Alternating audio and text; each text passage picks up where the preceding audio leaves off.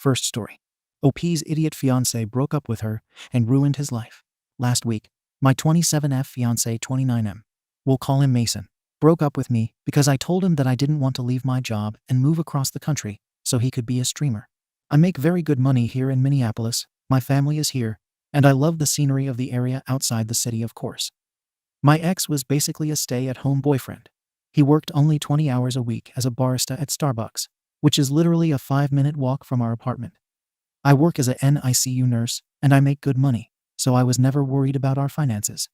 What worried me was that, despite Mason having a biology degree, he was never able to get a full-time biology job. I think he was never even looking in the first place.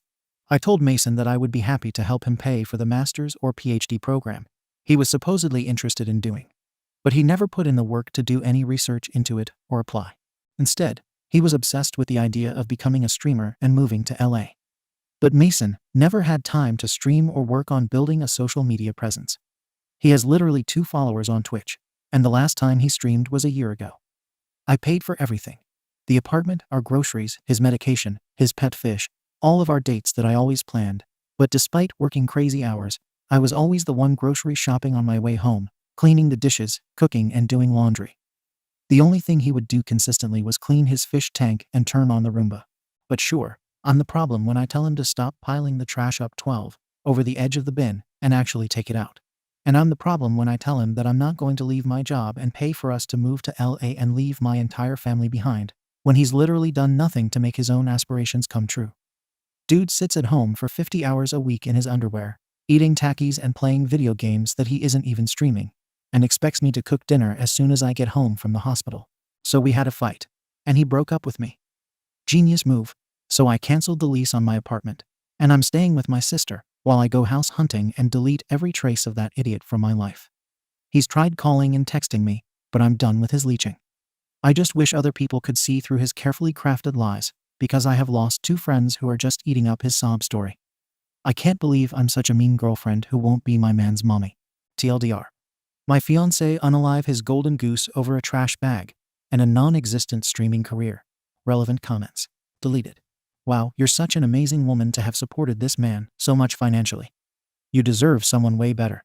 Maybe it's best you don't marry him. I mean, don't you want someone with more substance and a greater contribution to the living situation? This whole thing stinks. I'm sorry you're going through this. OP replied. Oh, absolutely, but I didn't think it would always be like this. I was under the impression that he wanted to get his PhD in biology and work professionally in that field until recently. I thought he was genuinely struggling to get interviews and to get accepted into a program. I mean, if I were working super hard and trying to get into a PhD program, I would want my partner to be supportive of me. But in reality, he wasn't working towards that at all. He just decided he didn't want or have to grow up, I guess. Update. So, a while ago, I posted about my ex-fiancé Mason and me breaking up because he wanted to move to LA and be a streamer despite being lazy and having 2 followers on Twitch. Well, through a friend, I have learned of some shocking developments. For starters, Mason is moving to LA in September. So, I'm excited to go to our usual haunts and not have to worry about running into him anymore. But the second thing I learned confirmed that he was only using me as a meal ticket. 1 week after our breakup, he came out as gay and officially started dating our mutual best friend, now my ex-best friend, who he always described as like a brother to him. I'll go ahead and say now that I have nothing against gay people. I'm happy for him, and hopefully he can be with someone he has an actual chance of loving sincerely. But to say I didn't have suspicions of him cheating in the last few months of our relationship would be a lie. And now I know that he knew he was gay for a year before we broke up, and he was just riding on my paycheck while likely effing his bro on the side. Good news.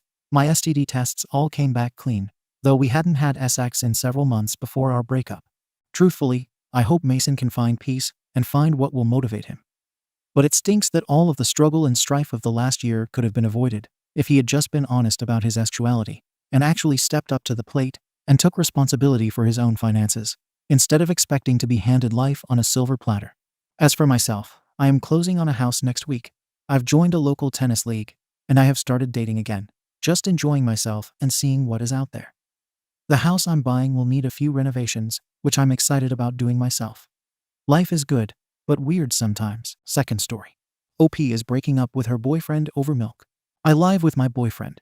and we've had conflicts now for over 5 months because of milk. Approximately 6 months ago, I found out I'm lactose intolerant, and it made me change all my diet to avoid stomach aches and nausea, which is working pretty well. I do not expect my boyfriend to change his diet to accommodate editor's note. Probably accommodate me, so we've been buying our own groceries to not impact one another. In my country, plant-based milk and lactose-free products are much more expensive, but since I love my cheese and milk, I buy them anyway. The problem is that my partner eats it all when I'm not home and doesn't replace it by buying more. I don't mind sharing food, but it's really disrespectful of him to not leave some for me. He knows lactose is something my stomach can't handle, but he still eats and drinks my products when I'm not around. It made us fight a lot of time, and it's been going on for 5 months until now. This morning, seeing less than 100 ml of my almond milk made me go absolutely crazy due to the fact that I was more than 10 hours awake after my shift in the hospital and just wanted some latte.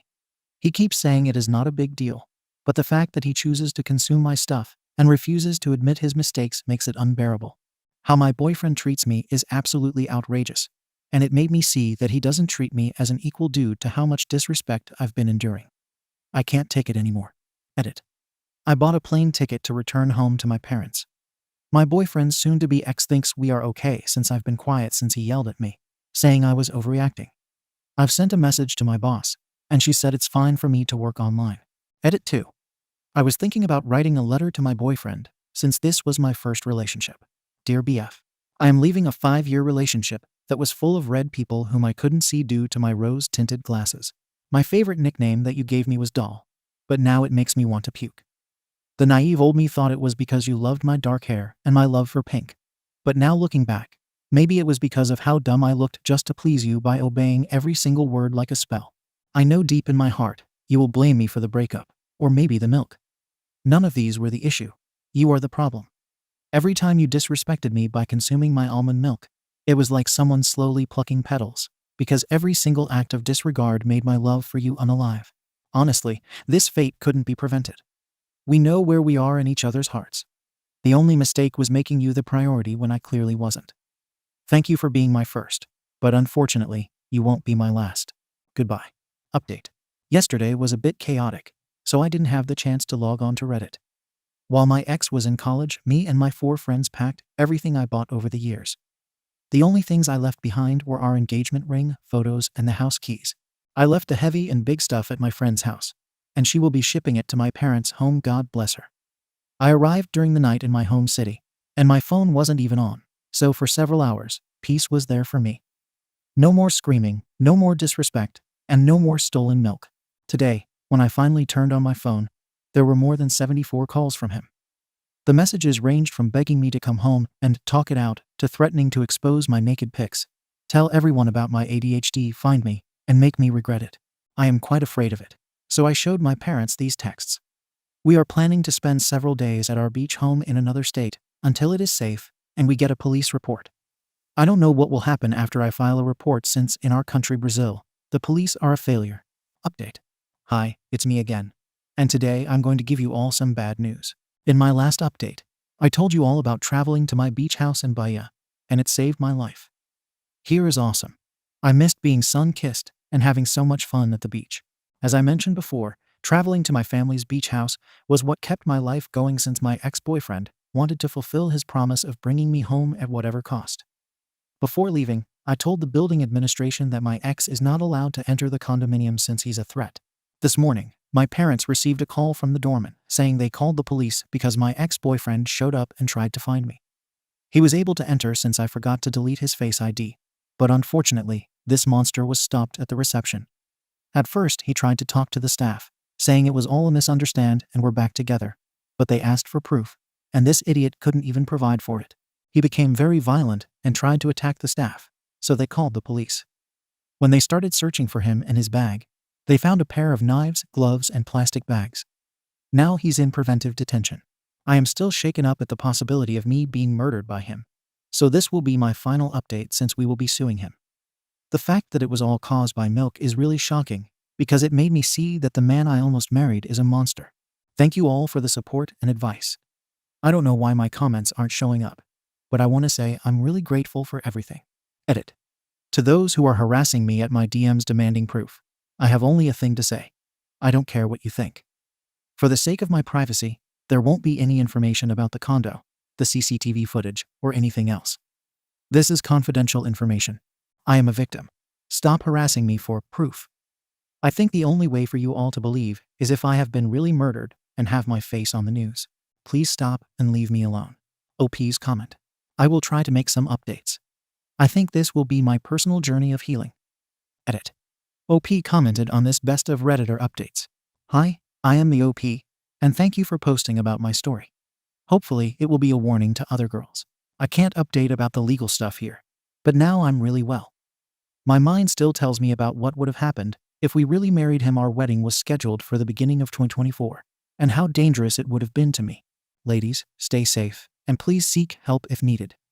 I know it's hard, but your life is more important than a man's. Thank you for watching the video.